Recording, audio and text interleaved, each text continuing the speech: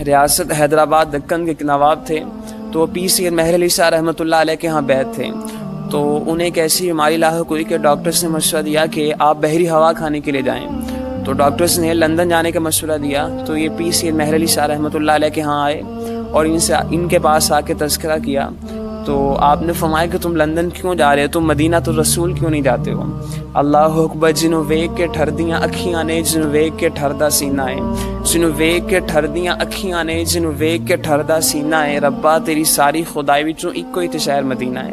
اللہ اکبر، اس شہر کی مٹی سے خوشبو آتی ہے، اس لیے کہ اس شہر کی مٹی نے میرے حضور کے قدم چومے ہیں، اس شہر کی مٹی نے میرے حضور کے قدموں کے بوسے لیے ہیں۔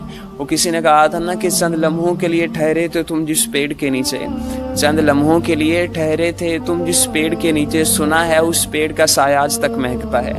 اللہ اکبر، اور سچی بات ہے، جس نے شہر مدینہ نہیں دیکھا ہے اس نے کچھ بھی نہیں دیکھا ہے۔ راتیں بھی مدینے کی، باتیں بھی مدینے کی، راتیں بھی مدینے کی، باتیں بھی مدینے کی، جینے میں یہ جینا ہے، کیا بات ہے جینے کی۔ اللہ اکبر، تو آپ نے فرمایا کہ تم مدینہ تو رسول کیوں نہیں جاتے ہو؟ تو اس نے کہا حضرت ٹھیک ہے۔ اب مدینے کے لیے سفر کرتا ہے تو نواب کو شراب پینے کی عادت تھی، تو اس نے شراب کی بوتلیں اپنے ساتھ رکھ لیں۔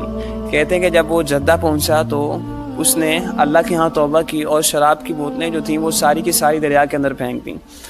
اللہ اکبر، جب وہ مکہ سے مدینہ پہنچا تو مدینہ تو رسول جب وہ پہنچا تو اس کا وصال ہو گیا۔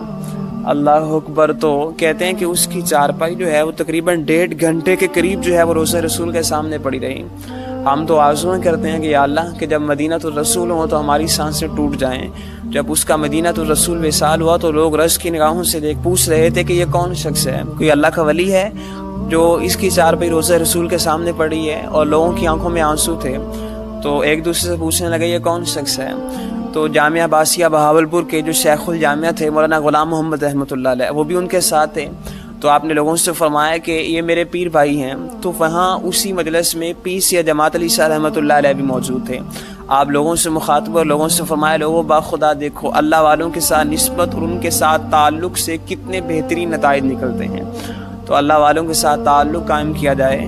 وہ کسی نے کہا تھا نا کہ نگاہ مرشد کامل سے عشق مصطفیٰ حاصل، نگاہ مرشد کامل سے عشق مصطفیٰ حاصل، خدا کا قرب دیتی ہے محبت پیر خانے کی۔ تو اللہ والوں کے ساتھ تعلق، ان کے ساتھ نسبت جو ہے انسان کو دنیا کے اندر بھی فائدہ دیتی ہے اور آخرت کے اندر بھی فائدہ دیتی ہے۔